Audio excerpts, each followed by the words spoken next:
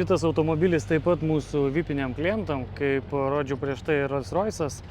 Tai šitas yra Mercedes-Benz EQS Maybachas 680.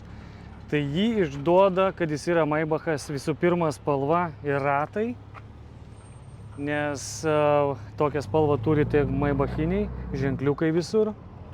Jis yra 2024 metų. Taip pat pirktas iš Manheimo aukciono.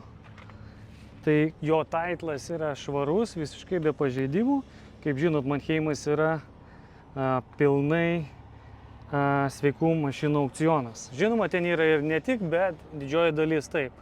Ir Manheimo aukcionuose dažniausiai ant ypač brangių mašinų vyksta inspekcijos. Tai jeigu tu nusipirkai mašiną, tu gali užsakyti inspekciją ir turi garantiją bent 7 ar 14 dienų, jeigu kažkas negerai su mašina, ją grąžinti.